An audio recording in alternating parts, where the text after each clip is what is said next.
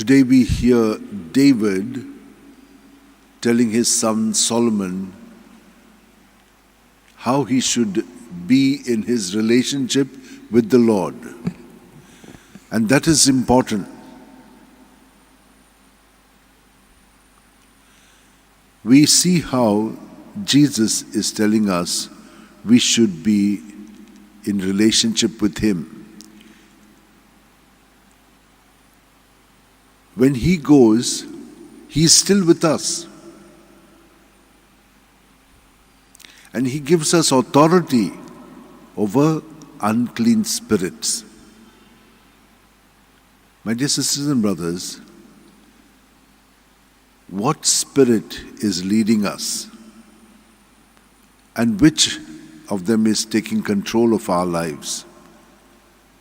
St. Ignatius, who is at the back, in his experience, he told us we could be moved by the good spirit or bad spirit. But that depends on where we are centered. Are we centered on Him or are we centered on self?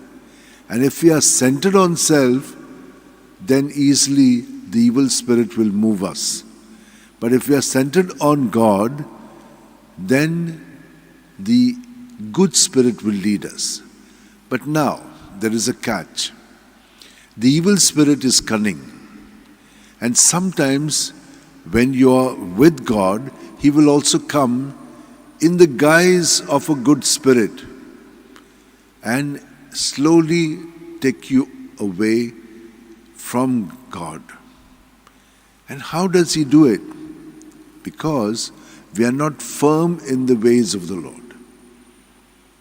When we are in Him, yes, but we are internally not very firm. How can we become firm in the Lord? One of the things is you must be able to detach yourself from the good and the bad within you. How do you know what is good and bad? It starts with the thoughts. So whatever thought comes into our mind, are you present to them?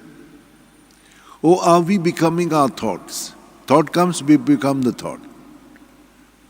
We must be able to observe the thought. If a snake is passing down on the ground, we must be able to observe that snake. The snake cannot do anything to us and will not do anything to us unless we get agitated. If we get agitated, that will get agitated and it will bite you. We need to be firmly rooted in the Lord and to be able to see our thoughts. And if it is wicked, it will go. If it is good, it will also go. But if it is God who wants to tell us something, it will come back to us. So also the wicked thought. Now you'll get confused. How do we know which is from God, which is not from God? Are you experiencing peace when this thought comes? Or are you experiencing agitation? So from this you will know that this thought is not internally coming from God. Why? What are you doing? You are keeping that thought in Jesus. When I told you, when you breathe out, you're saying Jesus, Jesus, Jesus, and keeping that thought out in Jesus. Then Jesus will purify that thought. So we will be able to see immediately that this is not right, out.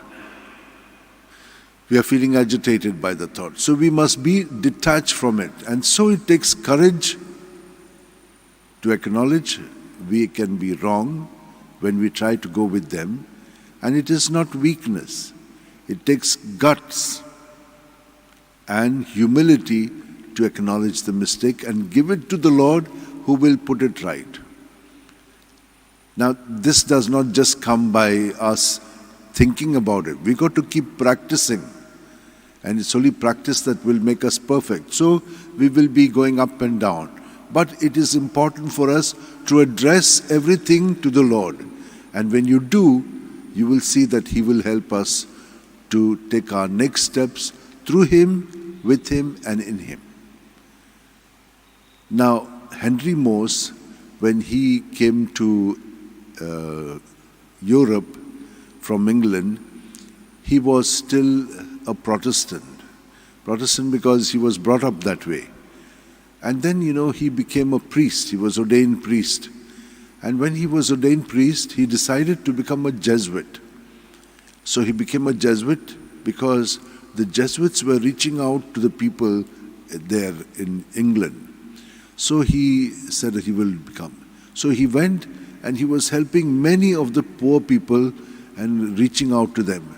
So someone in one of the groups was there trying to spy to see who is doing what.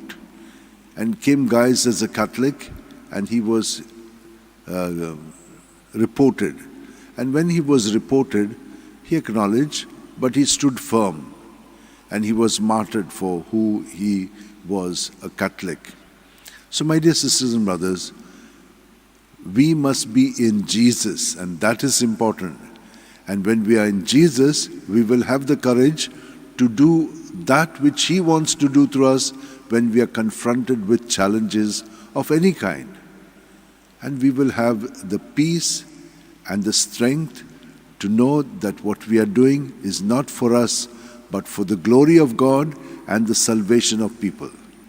Let us now hold our hands like this, keep our back straight, close our eyes, and at each breath be present to Jesus, who fills us with His goodness, with His strength, with His power, everything. And when we breathe out, empty all of that and all that is there which is not of Jesus in us. So if you do it in the name of Jesus, demons will flee. He has given authority to us. So let us make use of that authority that Jesus has given us. It is in His name that we are casting them out. And so as you say, Jesus, Jesus, Jesus, it will be cast out. Lord, thank you for enlightening our mind, just as David did to his son Solomon, and told him that you should keep the Lord in the first place.